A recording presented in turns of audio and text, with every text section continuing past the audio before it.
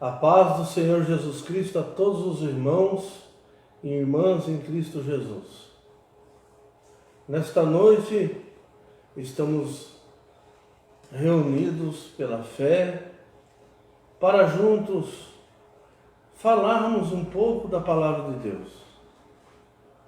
Desde já deixo a nossa saudação à igreja que está em Lins, a todos os irmãos, a todas as irmãs, os de perto, os de longe, aqueles que estão conosco neste momento, que possamos juntos desfrutarmos desta palavra gloriosa. Diz a palavra do Senhor que ela é viva e eficaz. É uma palavra que sonda nossos corações, que nos instrui no caminho certo, que desvia os nossos pés do caminho errado. Esta palavra gloriosa que é a palavra de Deus. Hoje nós entraremos direto na palavra, que por força maior alguns dos irmãos não puderam estar aqui juntos nesta noite. Então estaremos falando das grandezas de nosso Deus e gostaria que você meditasse comigo um pouco para juntos podermos avaliarmos, analisarmos, meditarmos nas coisas de Deus.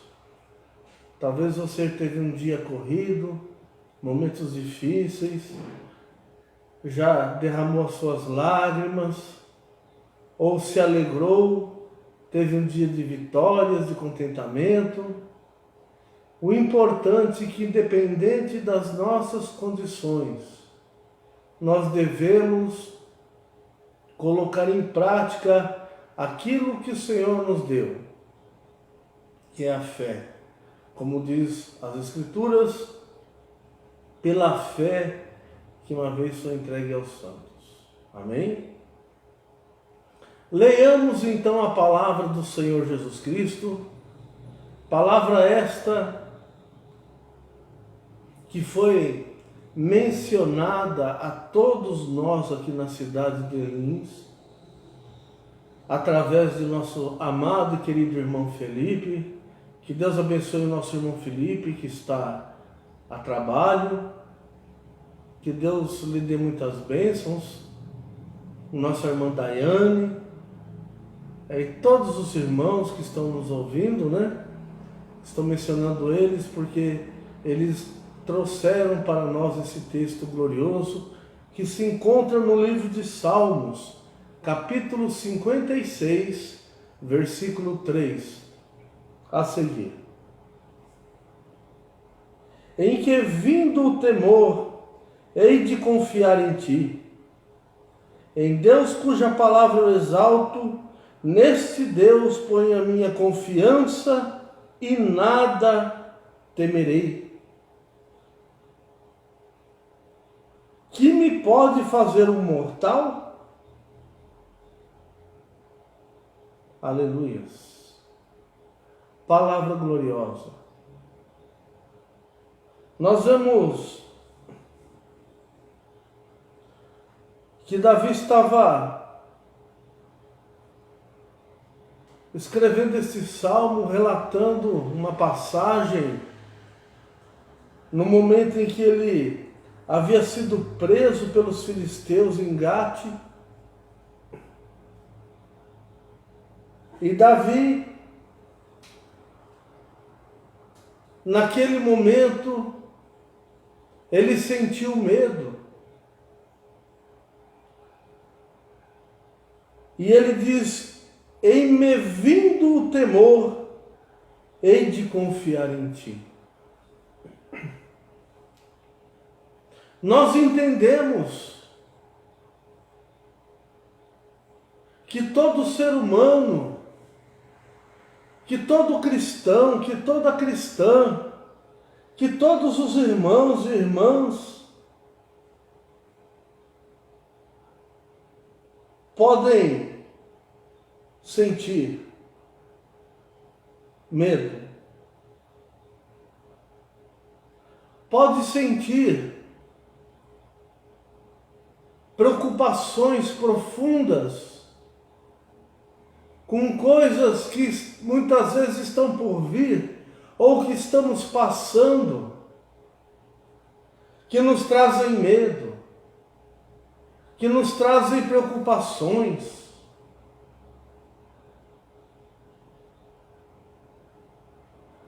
No entanto, algo que não pode faltar ao cristão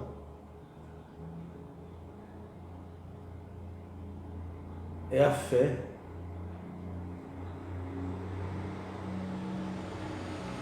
A fé tem que ser maior do que o medo, maior do que a sua preocupação, maior do que os seus pesares.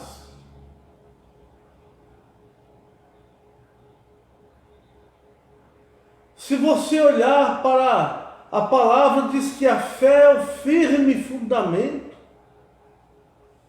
Aonde está edificado o seu tabernáculo, este corpo que Deus constituiu para ser habitação do Espírito?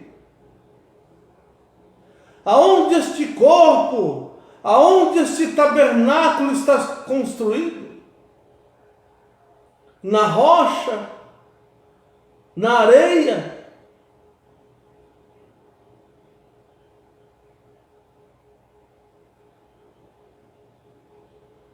Sabemos que mesmo estando na rocha, o vento impetuoso, as intempéries do mundo, as tempestades, vêm nos açoitar, e com ela vem o medo, vem a preocupação. Davi estava preocupado porque os seus inimigos eram muitos.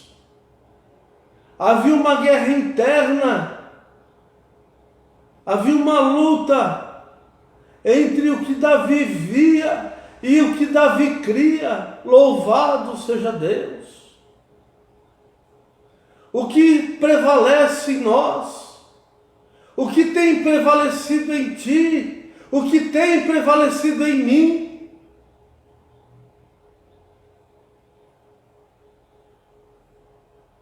é o que vemos ou é o que cremos?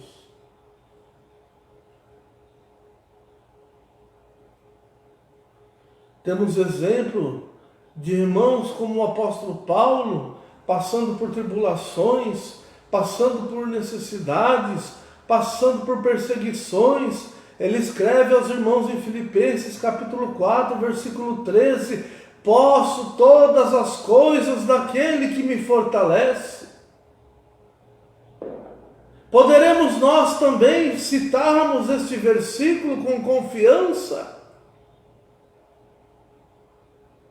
É momento de nós vasculharmos o nosso homem interior, olharmos para dentro de nós mesmos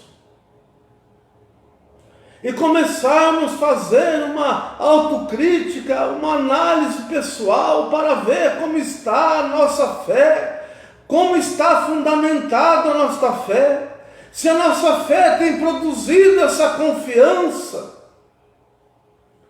em dizer que eu posso todas as coisas,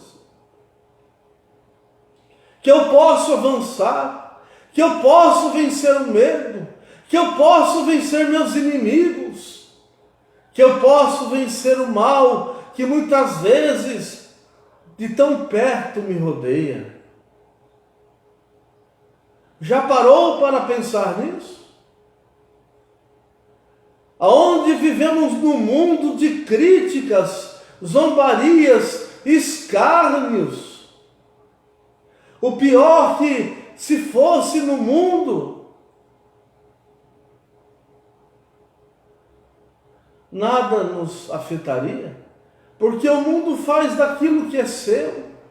ele tem as suas propriedades, ele tem o seu caráter, o mundo tem a sua filosofia, o mundo tem a sua maneira de viver, o mundo tem a sua maneira de pensar, o mundo é político, o mundo é arrogante, o mundo é vaidade.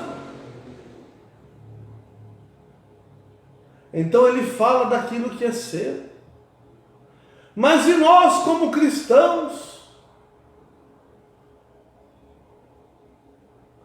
Quando nosso irmão Paulo, dando ensinamento à igreja acerca da ceia do Senhor, ele disse: examine-se, pois, o homem a si mesmo. É necessário fazer um exame para ver se realmente estamos participando do corpo de Cristo com fidelidade, se somos membros desse corpo, se temos comunhão uns com os outros. Diz a palavra do Senhor: se estamos na luz, o seu sangue glorioso nos purifica de todo pecado. Mas aquele que diz que está na luz e não ama o seu irmão, ele vai logo no defeito, ele vai logo na falha, ele não consegue perdoar. Esta palavra perdão não faz parte do seu vocabulário. Mas ele tem prazer em ser juiz, ele tem prazer em condenar, ele tem prazer em criticar. Não estamos aqui para sermos coniventes com o pecado. A nossa guerra é contra Satanás, é contra o pecado. Não se engane você, que estamos abrindo a porta e larguecendo a porta. Mas as características do cristão, a postura, o caráter do cristão, existe o perdão. No caminho estreito do cristão existe a graça, a misericórdia e o perdão. Como Jesus diz, que para sermos perdoados precisamos perdoar.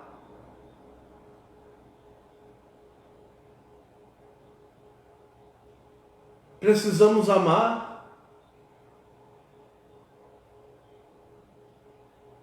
A fé e o amor vencem o medo. Qual é o teu medo? Qual é a tua preocupação nesta noite? Com o seu trabalho? Com a igreja? Com a sua saúde? Com a sua vida pessoal? Aleluias! E me vindo o temor, hei de confiar em ti. Qualquer uma dessas coisas pode ser o teu temor, pode ser a causa da tua preocupação, a morte.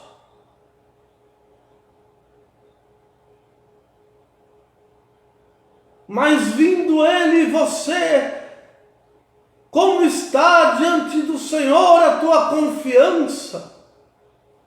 Davi diz: uns confiam em carros, outros em cavalos,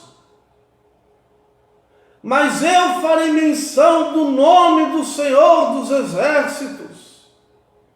Como está a tua confiança? Qual o nome que está em teus lábios? Qual palavras que você tem proferido diante de Deus? Tem murmurado, tem se queixado, tem se abalado, está pasmado diante das suas dificuldades?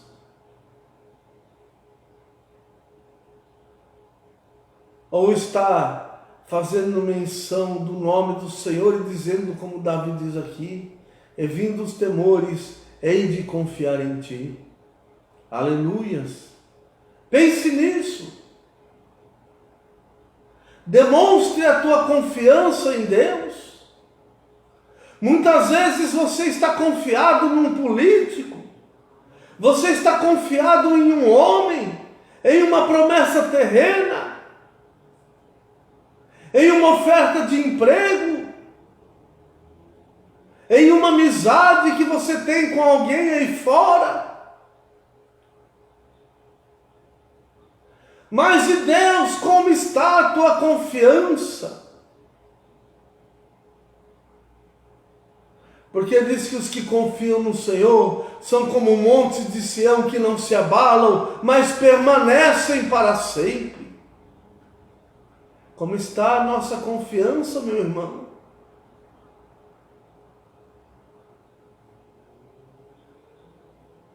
Qual a nossa postura diante desse Deus?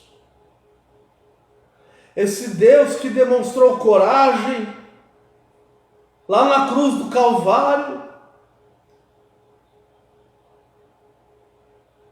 prometendo lá pela boca do profeta Ezequiel, capítulo 34, versículo 11, dizendo: eis, assim diz o Senhor Jeová, eis que eu mesmo irei e resgatarei as minhas ovelhas. E ele se manifestou como servo, como homem.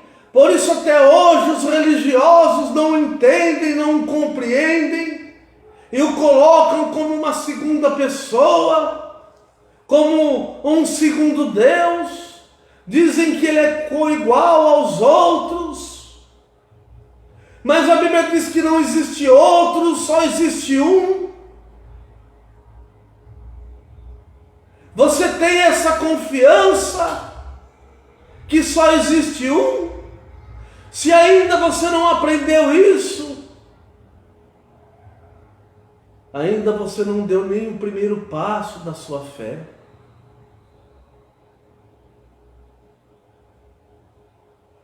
Porque diz a palavra de Deus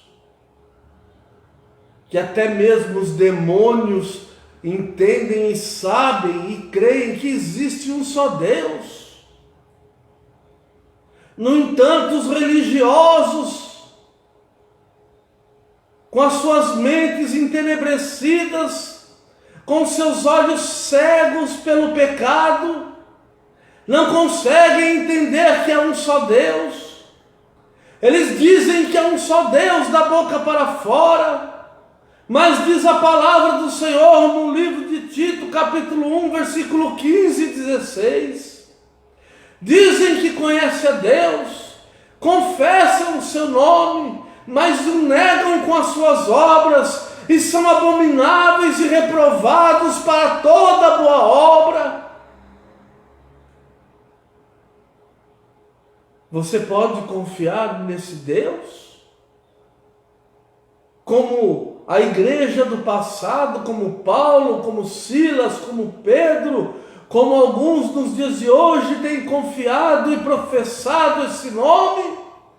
Se você pode, então te digo nesta noite, como Ananias falou para Saulo: ó meu irmão, recobre a tua vista. Atos dos Apóstolos 22, capítulo 22, verso 16. E agora, meu irmão, por que te detens? Vai e lava-te os teus pecados, invocando o nome do Senhor, não os nomes dos senhores. Porque Senhor tem muito, mas o Senhor Jesus Cristo é só um que existe. É aquele que João viu assentado no trono, e ele olhou e estava escrito na sua coxa: Rei dos Reis e Senhor dos Senhores. É aquele que disse para João: eu sou o princípio, eu sou o fim, eu sou o alfa, eu sou o ômega. É assim que você confia em Deus, ou a sua confiança ainda não chegou a esse patamar? Porque o Deus que iniciou a obra, Ele continua. Na obra de Deus não há mudança, na obra de Deus não há flexibilidade. Na obra de Deus, do jeito que ela começa, ela termina. A igreja do Senhor recebe do Senhor um estatuto que vem do céu, um regimento glorioso, e ela começa e ela vai até o fim, porque diz: aquele que for fiel até a morte receberá a coroa da vida. Ser fiel até a morte não é dizer que ama Jesus até na hora de você morrer, mas é você ser zeloso da palavra, cumpridor da palavra. É você deixar a vaidade de lado, aquelas vestimentas que os pastores desde o princípio te ensinavam e te ensinam. Ou seja, os pastores que têm princípio, que têm breu, que têm brilho na sua face, que tem Jesus. Ele te ensina, ó irmão, ó irmã, ele te instrui como você deve se trajar, ele te instrui como você deve se comportar diante de Deus, diante da sua esposa, diante do seu marido, diante das crianças, diante dos jovens, diante das irmãs mais novas, diante dos mancebos. Deus ensina. E do jeito que Deus ensina, o seu ensinamento está registrado para todo sempre, até o dia da redenção do seu povo. Então o que está registrado não é para ser lido, mas é para ser vivido, é para ser cumprido. E alguém nos dizem que somos pregadores de doutrinas de homens. Se ser pregadores daquela mensagem que Paulo trouxe, que Silas trouxe, que Timóteo trouxe, que Pedro trouxe, e os demais apóstolos e profetas, foram doutrinas de homens, como eles eram homens, mas eles eram homens inspirados por Deus. E o fundador da igreja não foi nem Pedro, não foi nem Paulo, não foi nem Silas, mas o fundador da igreja é Cristo, ele é a pedra principal.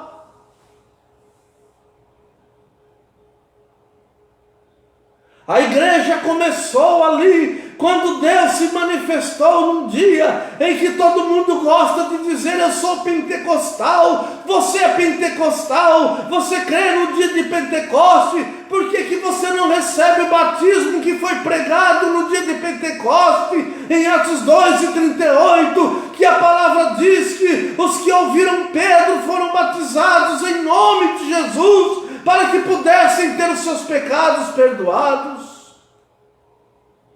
Isso é ser pentecostal. Não adianta você se envolver em gritaria, rodar, virar pelo chão, jogar lenço ungido, paletó ungido, mandar o povo andar no sal, rosa ungida. Quem tem que ser ungido pelo Espírito de Deus é você. Quem tem que receber a unção do Altíssimo é você, não é seus objetos. Não é aquilo que alguém te entrega em suas mãos. Quem entrega a unção para você é o próprio Deus. E Ele está dizendo para você hoje, para você se arrepender dos seus pecados e ser batizado em nome de Jesus Cristo. Palavra esta digna de toda aceitação, porque está escrito.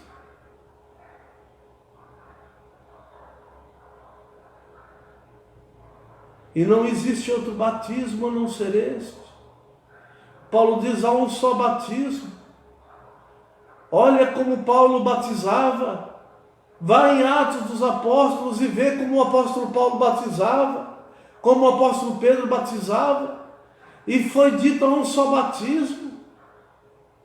Em quem foste batizado quando você creu? Em quem? Não disse nos quais ou em quais, mas diz em quem, no singular, se referindo à pessoa de nosso Senhor Jesus Cristo. Ele é a porta e você precisa entrar por Ele para ser salvo. Para ser livre de quando vir o temor. Porque um dia a sua alma será requerida e virá o temor e virá as preocupações. Mas falando acerca desses temores e também falando acerca da fé e da confiança, o apóstolo Paulo escreve aos irmãos: e vós que foste sepultado com Cristo,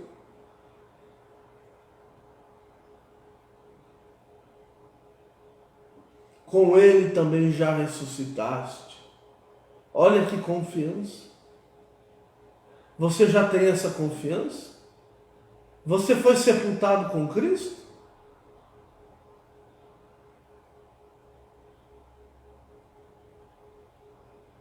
A maior incógnita que o povo não consegue decifrar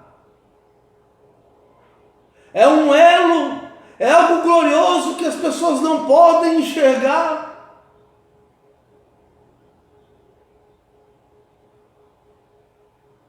Você foi sepultado com Cristo? Aos Hebreus a Bíblia diz: saiamos com Ele fora do arraial, levemos com Ele o seu vitupério.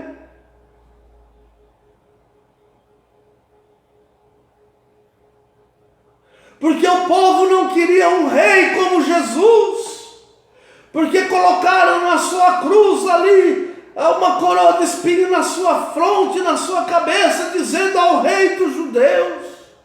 Mas os judeus não queriam ele como rei, então o manietaram, então o humilharam, então escarneciam de Jesus. E hoje continuam escarnecendo, negando a eficácia do seu nome, expulsam demônio em nome de Jesus, curam o inferno em nome de Jesus, porque esse nome dá confiança, porque esse nome é poder. Ele disse que em meu nome farão todas essas coisas. Mas escrevendo ali a carta, diz que dizem, confessam o seu nome, mas negam com as suas obras. Você que se diz pentecostal, você que se diz religioso, você que se diz que faz parte da igreja que vai te levar para o céu, você já está errado, porque não é a igreja que vai te levar para o céu, é o cumprimento da palavra, é a sua fidelidade, é a sua conduta diante de Deus, é se você é cumpridor, é se você levou com Cristo o vitupério, é se você invocou o seu nome, é se você foi sepultado com Ele. Não com eles, mas com Ele. Pense bem, avalie essas coisas.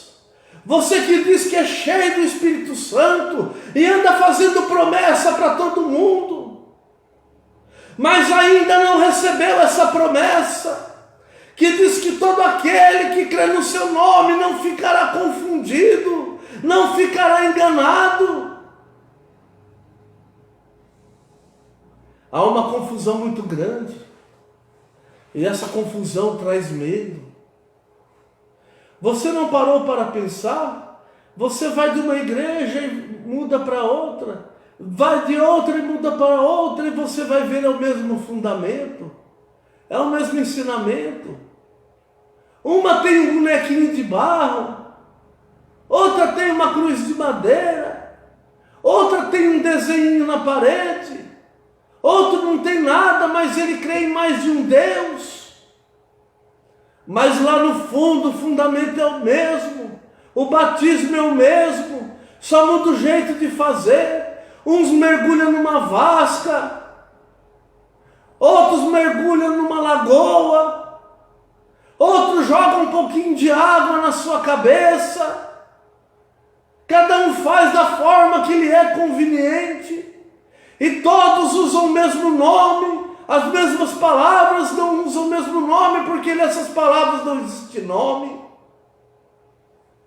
Porque o nome de Jesus não é para estar oculto, mas o nome de Jesus é para ser confessado, aleluia.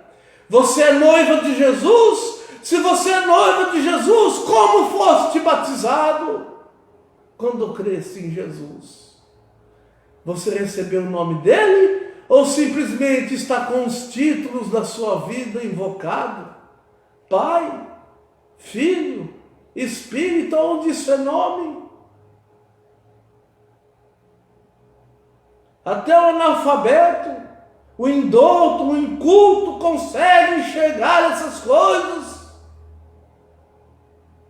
E os teólogos, os doutores, os magistrados, dominados por um sistema religioso, por uma mamãe onde eles nasceram e foram gerados por ela, e continuam com a sua mesma doutrina, com o seu mesmo ensinamento.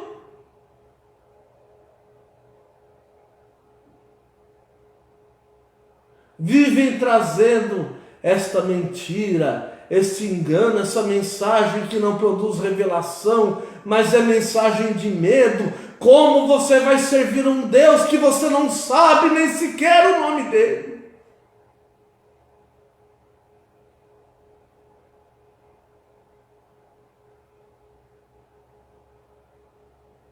Como você vai proferir o nome dele se você não sabe?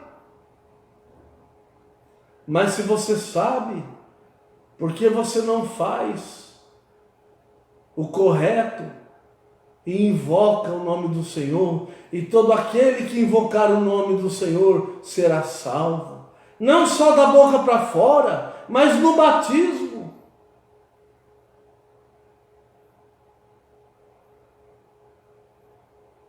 O batismo é um símbolo glorioso. Alguns dizem que isso não quer dizer nada, não significa nada.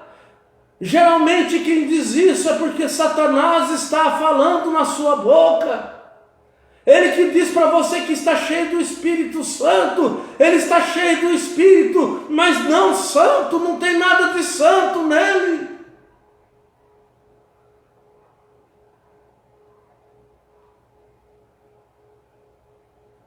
Porque Deus sempre fez questão de mencionar o seu nome, desde o Velho Testamento.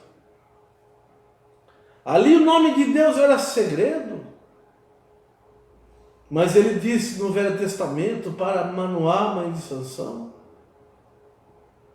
meu nome é maravilhoso. Por que perguntas pelo meu nome?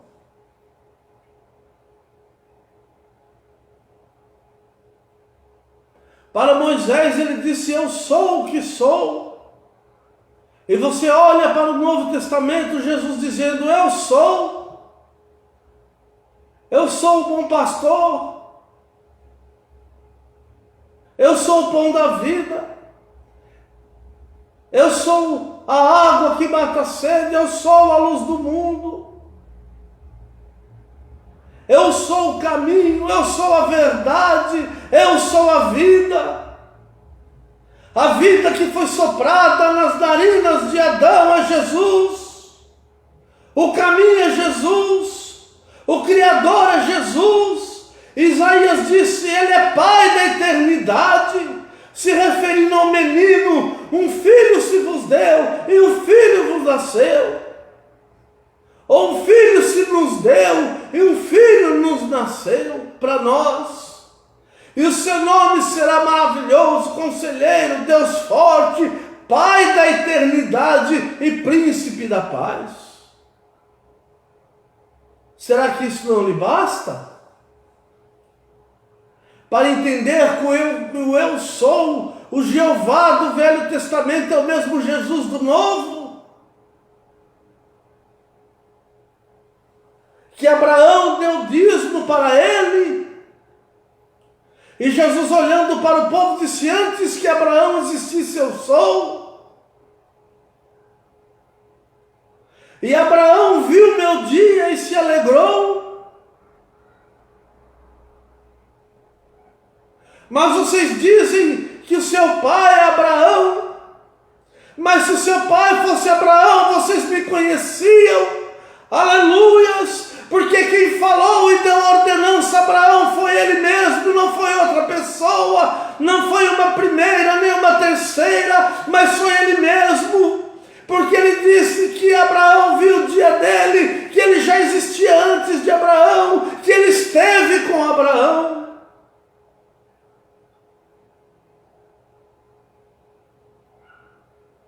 Qual Deus que você quer? O Deus que tira o seu medo? Um Deus que você conhece? Ou um Deus que te deixa em dúvida se ele é o primeiro, se ele é o segundo, se ele é o terceiro, ou se ele é um igual aos outros e precisa de 3 para fazer a obra de um? Que Deus é esse?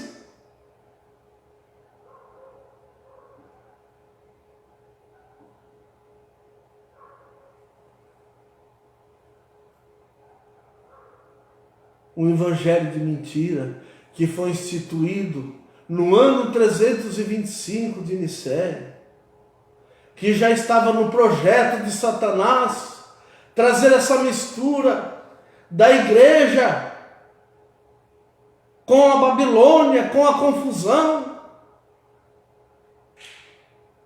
Muitas vezes você diz: eu não sou idólatra, porque eu tirei os retratos, eu tirei as imagens. Mas você tirou também do seu coração a adoração a vários deuses. Se você ainda não tirou, você continua sendo um idólatra, porque não está diante dos teus olhos, mas está no teu coração. Você precisa tirar esses medos, essas dúvidas, para que no dia da perseguição da tua adversidade, você saiba quem clamar, você saiba em quem crer, você saiba em quem confiar.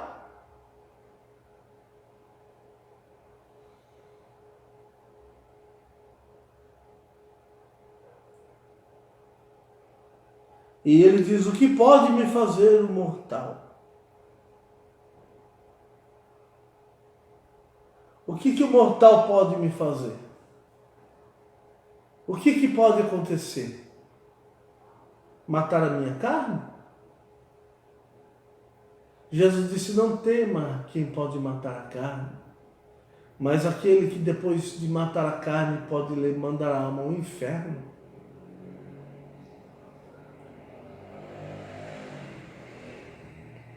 Não se iluda. O pecado te distancia de Deus. E para os seus pecados ser perdoados, você tem que ser batizado em nome de Jesus, meu irmão. João escreveu. Será que nós vamos ler a palavra e vamos ignorá-la? João escreve de uma maneira explícita para que todos enxerguem e entendam perfeitamente.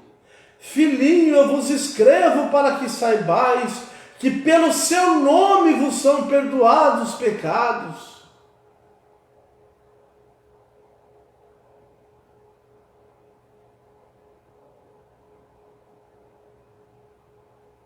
A purificação, a limpeza foi pelo sangue, mas o perdão é pelo nome. Por isso que muitas vezes o seu pastor da sua igreja, ele vai orar e diz: o sangue de Jesus tem poder.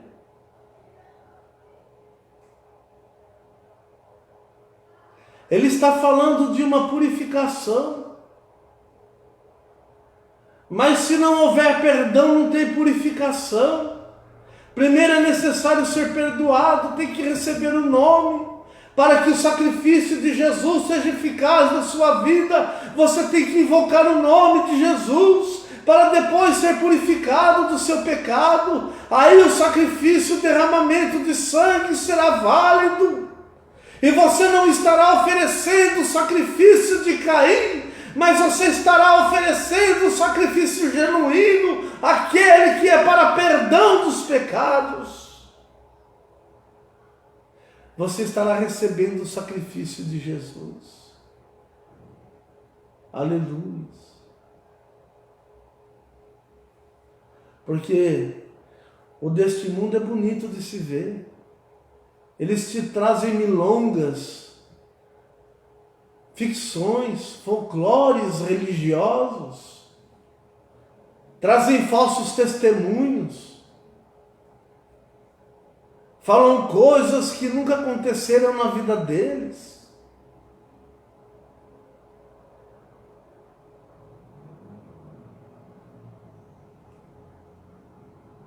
Mas diz que o céu e a terra passam, mas a palavra do Senhor permanece para sempre. Eles podem fazer o que quiserem, irmão, esse mundo religioso. Não precisa ter medo da política, da religião, do sistema que está por vir. Você precisa, ao invés de ter medo, estar aqui como Davi esteve.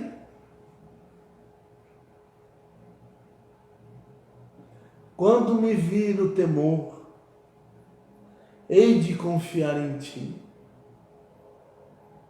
Para, irmão, de brigar por causa de A, por causa de B, por causa de Constituição, por causa de lei. Vai buscar o Senhor, vai invocar o Senhor. E esses temores que você tem, isso são temores. Não são atitudes de homens corajosos, cristãos lavados e redimidos pelo sangue de Jesus. Isso são temores. Medo de perseguição,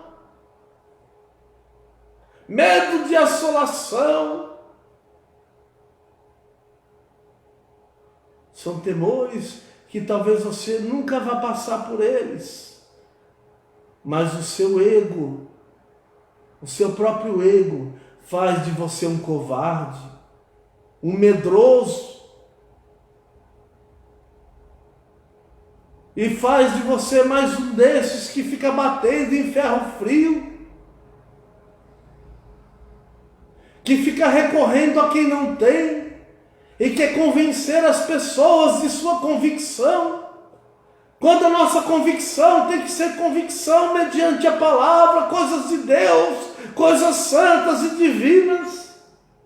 Não há mistura. Deus disse: sede santo, porque eu sou santo. Que santidade que há nesse sistema.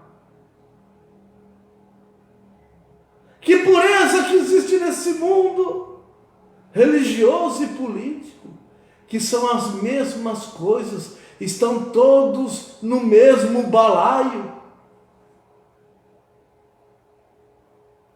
São todos uma organização, preparadas para um dia ser consumidas pelo fogo, aonde todos os elementos se desfarão, mas a igreja não. A igreja é um organismo, é um corpo. Ela não precisa dessas coisas, porque o Espírito que está em Daniel está na igreja. Ela clama, ela pede por Deus e Deus envia o seu anjo com a resposta. Amém? Pense bem.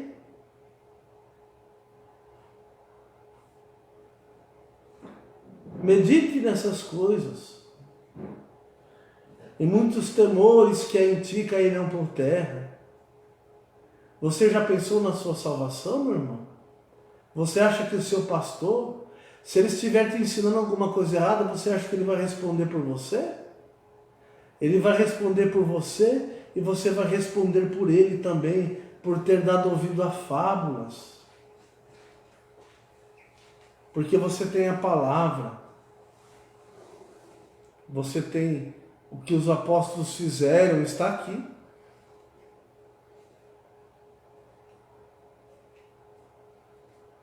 Então, para que existem os pastores?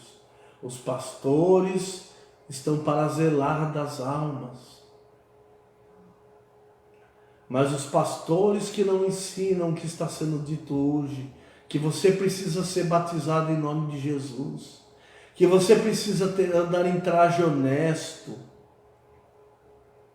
que você precisa abandonar, irmão e irmã, esses usos que esse mundo faz, essas práticas. O mundo nunca está satisfeito. Deus deu o cabelo preto, Ele quer o cabelo amarelo. Deus deu o cabelo amarelo, Ele quer o cabelo roxo. Deus deu as unhas para Ele de uma cor, Ele quer pintar ela, quer vermelha, quer roxa, quer verde. Deus deu as orelhas, eles querem colocar um ornamento. Deus lhe deu uma estatura, Ele quer acrescentar o seu tamanho.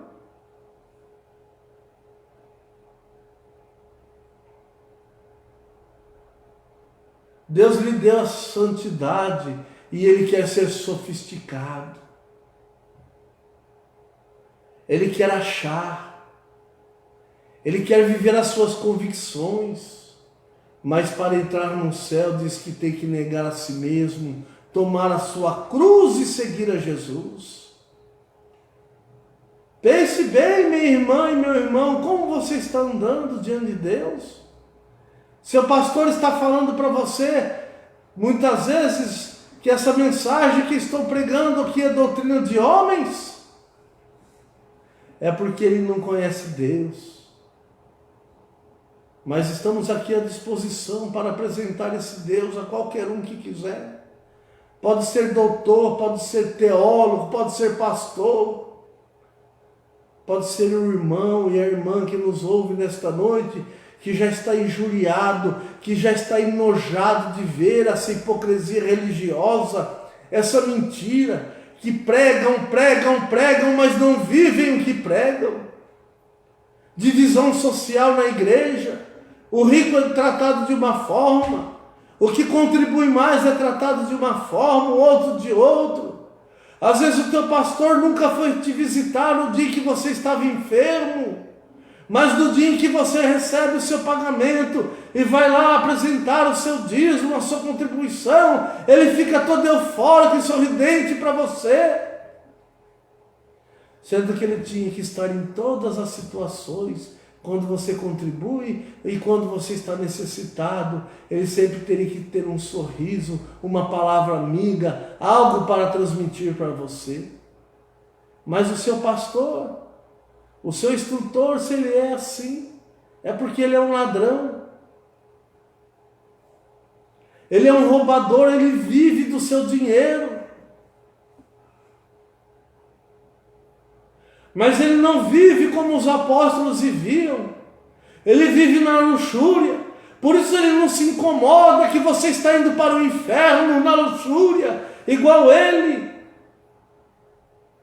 Porque muitas vezes seu pastor também é um hipócrita. Anda na vaidade. Anda na mentira. Na aparência.